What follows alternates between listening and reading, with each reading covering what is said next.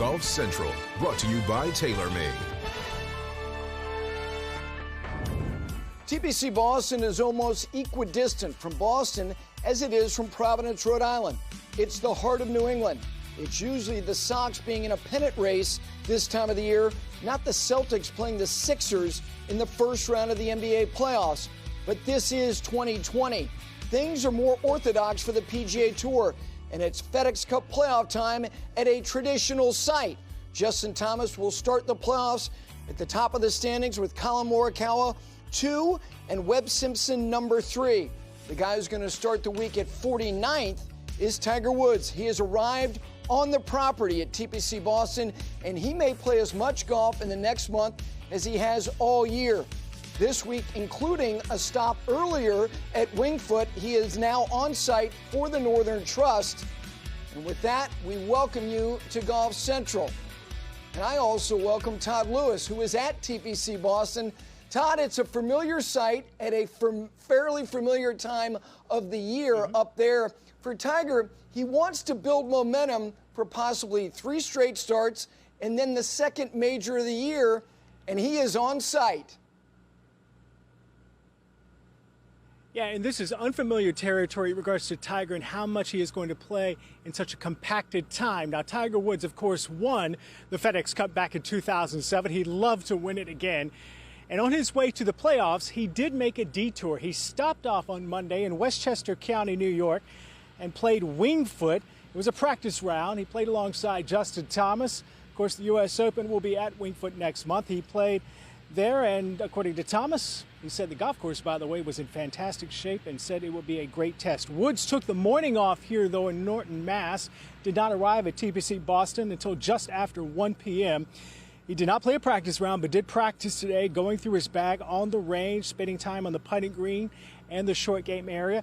Tiger is very familiar with TPC Boston, winning on this venue back in 2006. And some thought that Tiger might skip the Northern Trust and start his playoff run at the BMW Championship to rest his body. However, Tiger is starting here at the Northern Trust, which shows that he has optimism that his body can endure what could be a very tough stretch. If he plays well, he could play 4 events in the next 5 weeks if you count the U.S. Open. So, Gary, it'll be interesting to see how his game and body holds up, not only this week, but in the weeks to come.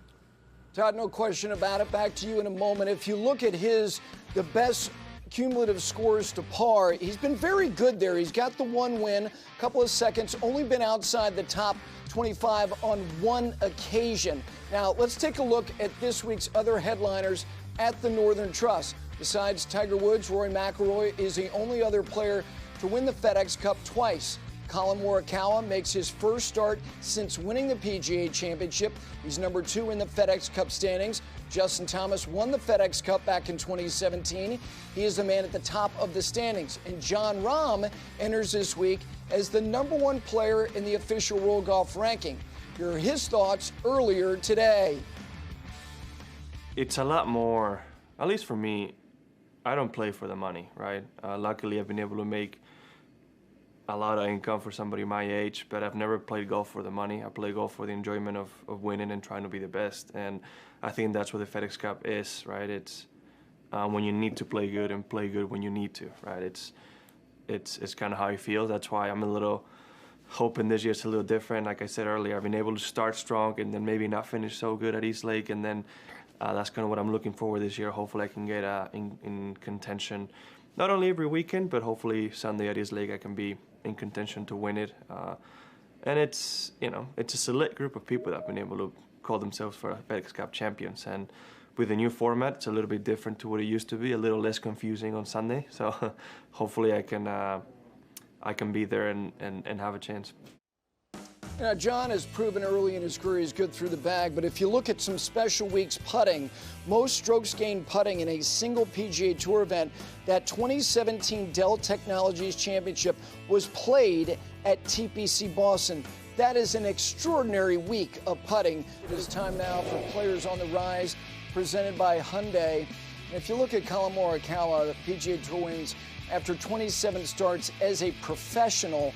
The current top 5 in the official World Golf ranking. You look at Jon Rahm, with that one win dramatically at the Farmers Insurance Open.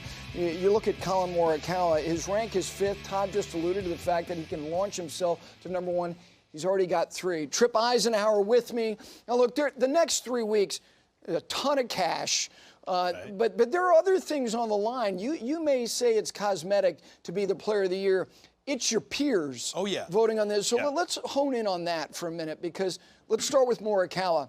He's the guy who's got the one major that is inside this bubble of a season that will only have the one major. It's only going to have one. It's only going to have one major to determine it, which is a very, surreal. It's just strange, but that's what it is. And because they're going to name that after he's like. And to your point, it's player voted upon. And if you go back to last year's Player of the Year, it was a coin flip. I mean, it really was. Even Rory thought it was going to go to Brooks because of the majors that Brooks had. And it ultimately went to Rory because of his consistency.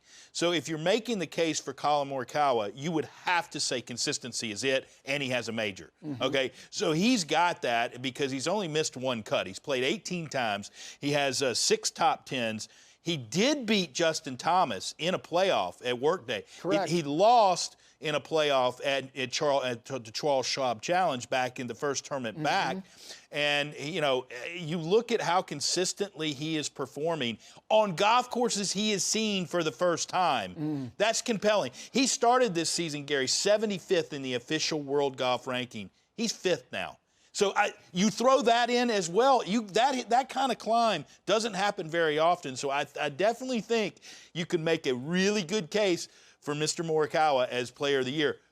But it will be determined at Eastlake, and I think that's going to be the ultimate determinant. Okay, so with respect to Justin Thomas, stump for him. If you're going to look at his profile in comparison to Collin Morikawa, what does he have going for him? In 15 events, he's got 9 top 10s. Okay, so, I mean, it's not like he's inconsistent, but he has missed 3 cuts. Okay, but and you look at how he performed in the major championship. It was pretty ordinary by his standards. I definitely think you can make that, though. 3 wins. Nobody has that, okay? And one of them is a WGC on a very tough golf course. So I definitely think that you can make that case for Justin Thomas easily. But again, if you look at it as a player, I would look at both these players right now, and I would say, unless Webb Simpson, he could make an argument too. He's got 2 wins. Brendan Todd can make a great run. I think ultimately it's going to be who is standing the tallest at the end of this, who has the most cash ultimately, because a lot of these players have, compatible results, but Morikawa has the major, so that does give him, a bit maybe of a leg over Justin Thomas, maybe equals out the 3 wins to 2. Yeah, if you go to finer print, if it comes down to that, Justin right now has more top 10s than Collin does. Yeah. And in the 14 events where they've both been in the same field, Thomas has outperformed him 9-5. But that's he did beat him in a playoff. Correct. I mean, no doubt. Yeah. He's got the major. And he's got the major. So, again, it's compelling. Now, I think the race right now is it's those 2, unless Webb does something or Brendan Todd does something. But either way, I definitely think that it's going to be ultimately the guy who has the most money at the end of the FedEx Cup playoffs is going to be the Player of the Year. It's going to be a great 3 weeks, no doubt. Last year, in her very first major start, Annika Shibuno of Japan, at the age of 20, won the Women's Open. Shibuno fired a final round 68 to edge Lizette Salas by a single shot. Tremendous drama. Now, this year's AIG Women's Open is this season's first major on the LPGA Tour. And for the first time, Royal Troon is hosting the event. Troon has hosted 9 editions of the Open Championship, most recently in 2016 when Henrik Stenson secured the Claret Jug with a final round 63, outlasting Phil Mickelson. We definitely get a great sense of feeling arriving to a major, and let alone the Women's Open. And I love playing at my home event, and obviously great memories from it a couple of years ago. What do you make of Troon as a test? I think it's a fantastic golf course. They've set it up very well, very good tee placements for the bunkers. So I think that'll be key, staying out of them this week. I think the fact that Scotland and AIG, RNA, LPGA has gone so far out of their way, and being able to host this event for us and to have finally the first major come in 2020 in August at Royal Troon, it's pretty amazing. You've had a look at the course. What do you make of it? I played it twice already, and the golf course, kind of gives you an idea that it can play easier, but I think it's going to play pretty tough. It's going to be a true test of golf in every aspect of any mistake is there. It's right in front of you. So I don't think you can avoid a mistake out here. It's going to happen, and how you handle that mistake, how you play those shots are going to be really crucial. Avoiding doubles is going to be helpful. Yeah, so I think the weather is not supposed to be very friendly, and I'm pretty excited for that. She has been the hottest player. Now the LPGA Major schedule starting this week at Troon, then the ANA Inspiration at Mission Hills, KPMG Women's PGA Championship just outside of Philadelphia, and then, of course, at U.S. Women's Open that second week in December in Houston, Texas. Now, for more on the Women's Open, we'd send it out to Charles Patterson of Sky Sports with a preview. Well, the weather here at Royal Troon has been benign on Tuesday, but the forecast looks less pleasant for later on in the week. Friday in particular could see extremely high winds, which will perhaps separate the field heading into the weekend. Stacey Lewis, who won across the country at Archerfield, she will certainly be a contender as well, having won this tournament, of course, back in 2013.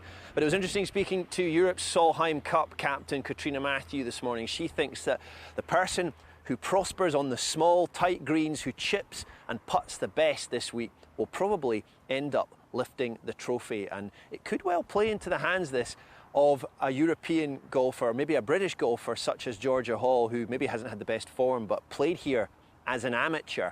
They know links golf, the British golfers. They stand a real good chance here when it all kicks off on Thursday. Charles, thank you. And by the way, when you say benign, me saying benign sounds benign. Well, let's take a look at some of the Annika Award winners. Allison Lee, Leona Maguire-Bronte Law, and of course, Maria Fassi from Arkansas. They are all in the 2020 AIG Women's Open field. Now, today was a special day because the American Society of Golf Course Architects presented Renee Powell with its prestigious Donald Ross Award. The award, given annually since 1976, is presented to a person who has made a significant contribution to the game of golf and the profession of golf course architecture. Powell is the first African-American to enter the U.S. Girls Junior, the first African-American to captain a major university golf team at Ohio and Ohio State University, and was the second African-American woman to play on the LPGA Tour. Very deserving.